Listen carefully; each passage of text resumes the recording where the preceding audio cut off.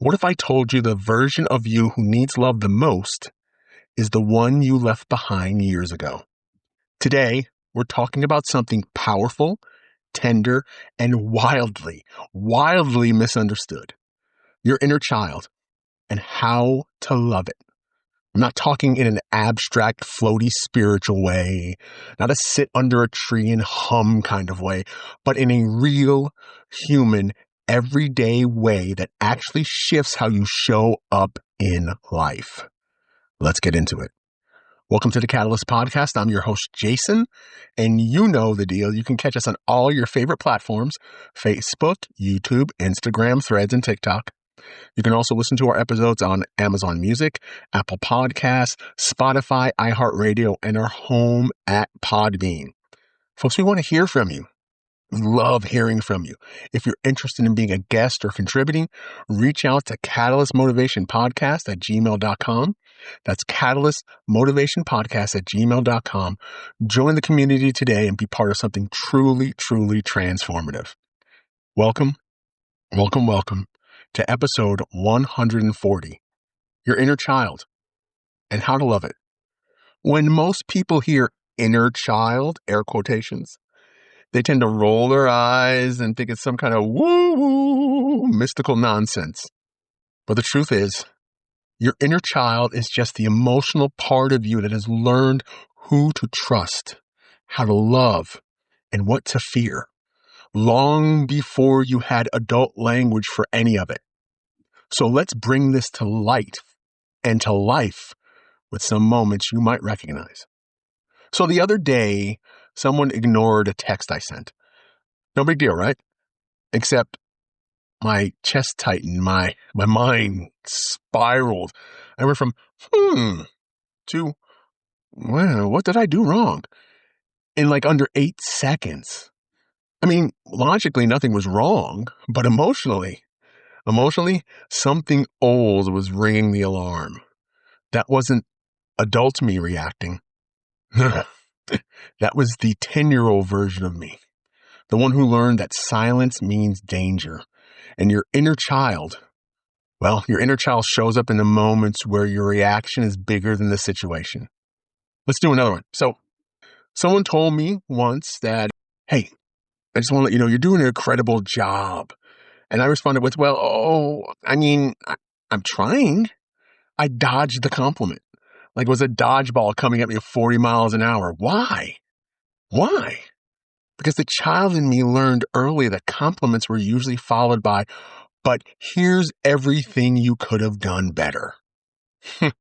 Sound familiar? That child still braces for the second half of the sentence that's no longer coming. Your inner child shows up when you can't receive what's safe. Brene Brown says, the story I'm telling myself is, and that phrase is really just adult language for my inner child is reacting to something familiar. Because when we say it out loud, guess what happens? Fear loses power because clarity is calming. So let's break this down into simple language. Your inner child is the emotional muscle memory of your past. It reacts fast, loud, and often inaccurately because it's learned survival, not nuance. So think of your inner child as the tiny emotional intern in your brain. It's overworked, undertrained, extremely dramatic, always eating imaginary snacks, panicking over small things. It means well, but it should not be running the whole department. Yet somehow it keeps grabbing the wheel. We love them, but we need to guide them. So let's take a look at the psychology behind this. Emotional memory lives in the amygdala. The amygdala forms the emotional memory before the prefrontal cortex fully develops, meaning childhood feelings get stored without adult explanation. Your inner child isn't imaginary, folks. It's neurological. In fact, a study from the University of Zurich found that people who reflect on childhood emotional states activate the same brain regions tied to safety, bonding, and self-soothing. In fact, Dr. Kristen Neff's research shows that self-compassion reduces stress and increases emotional resilience far more effectively than discipline or tough love.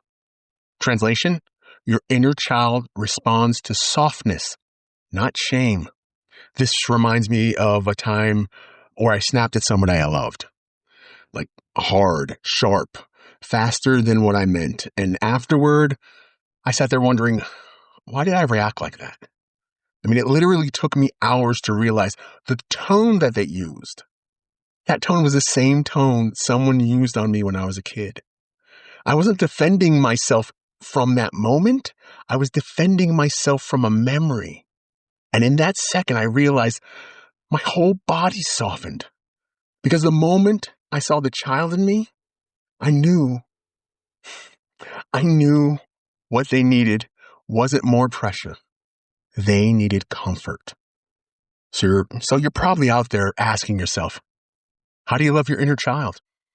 How do you love your inner child? Well, let's break it down into simple healing steps with this actionable exercise I like to call the inner child check-in. Okay? Right after this episode, I want you to take 2 minutes for this exercise. The first thing I want you to do is notice the trigger. Ask yourself, where did I overact or shut down recently? That reaction is a clue. Next, I want you to ask the inner child a question. Ask gently, how does this feeling feel? Or how old does this feeling feel? How old does it feel? You'd be surprised how quickly an age comes up. Next thing I want you to do is speak to yourself the way you needed then, at that age. Softly say one sentence the younger you needed. You're safe. You're not in trouble.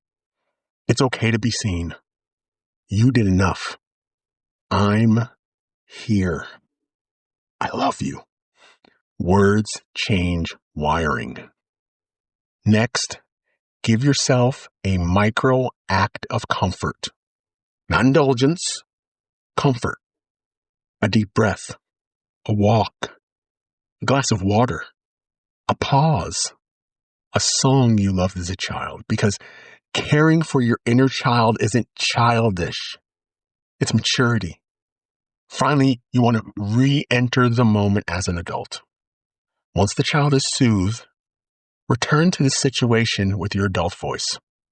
Clear, grounded, calm. You're not going backwards. No, my friend, you are not going backwards. What you're doing is you're finally integrating the parts of you that were left behind. Because it's real simple, folks. Your inner child isn't broken. They're just waiting. They're waiting for you to slow down enough to hear what they've been carrying. Waiting for someone to speak gently to the places that learned fear too early.